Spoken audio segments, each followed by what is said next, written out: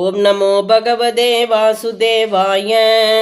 ஸ்ரீமத் வால்மீகி ராமாயணம் கிஷ்கிந்தா காண்டம் த்ரயோதಶ சர்கः சப்தஜனாஶ்ரம பிரணாமः. ऋष्यमूकास्य धर्मात्मा किष्किन्धां लक्ष्मणाग्रजः जगाम सह सुग्रीवः वालिविक्रमपालितां समुद्यम्य महच्चापं रामकाञ्चनभूषितं शरां चादित्यसङ्काशान् गृहीत्वा रणसाधकान् अग्रतस्तु ययौ तस्य राघवस्य महात्मनः सुग्रीवसंहतग्रीवः लक्ष्मणश्च महाबलः पृष्ठतो हनुमान् वीरः नलो नीलश्च वानरः तारश्चैव महातेजाः हरियूतपयूतपः.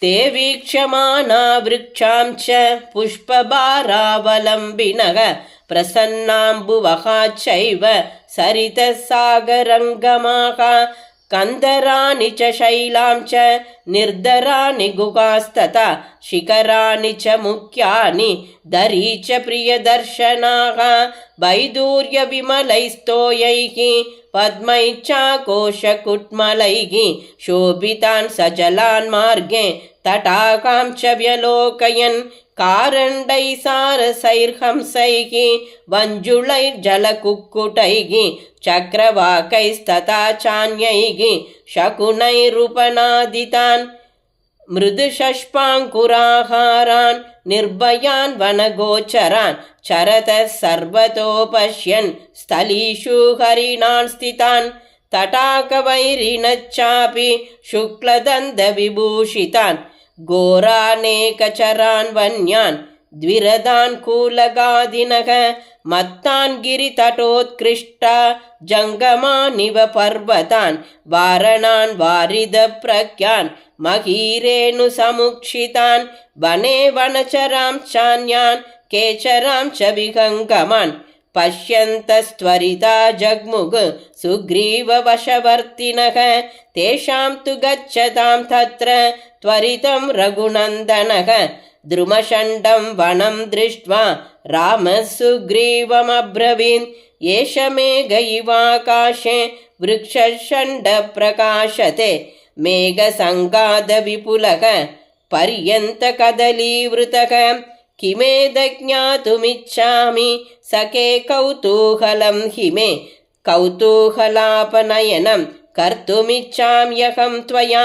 तस्य तद्वचनं श्रुत्वा राघवस्य महात्मनः गच्छन्नेवाच चक्षेत सुग्रीवस्तन्महद्वनं एतद्राघवविस्तीर्णम् आश्रमं श्रमणाशनम् उद्यानवनसम्पन्नं स्वादुमूलफलोदकम् अत्र सप्तजना नाम मुनयः संशितव्रताः सप्तैवासन्नदशीर्षाः नियतं जलशायिनः सप्तरात्रकृताहाराः वायुना वनवासिनः दिवं वर्षशतैर्याताः सप्तभिः सकलेबराः.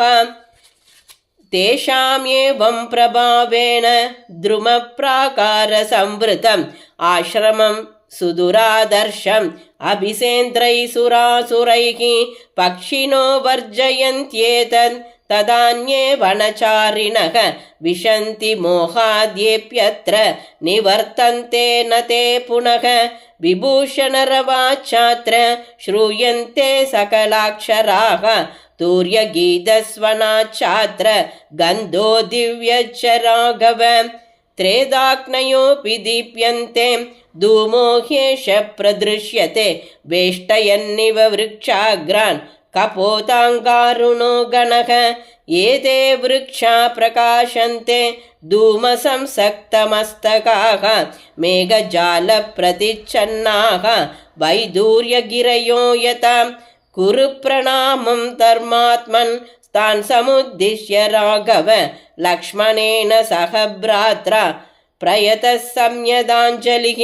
प्रणमन्ति हि एतेषां मुनीनां भावितात्मनां न तेषाम् अशुभं किञ्चित् शरीरे राम दृश्यते ततो राम सह भ्रात्रा लक्ष्मणेन कृताञ्जलिः समुद्दिश्य महात्मानः तान् ऋषीनभ्यवादयन् अभिवाद्य तु धर्मात्मा रामो भ्राता च लक्ष्मणः सुग्रीवो वानराश्चैव जग्मुः संहृष्टमानसाः ते गत्वा दूरमध्वानं तस्मात् सप्तजनाश्रमान् ददृशुस्तां दुरादर्शां किष्किन्धां वालिपालितां ततस्तु रामानुजरामवानराः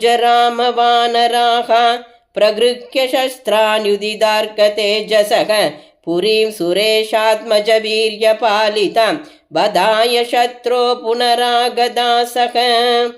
इत्यार्षे श्रीमद् रामायणे वाल्मीकिये आदिकाव्ये चतुर्विंशतिसहस्रिकायां संहितायां किष्किन्धाकाण्डे सप्तजनाश्रमप्रणामो नाम त्रयोदशः सर्गः।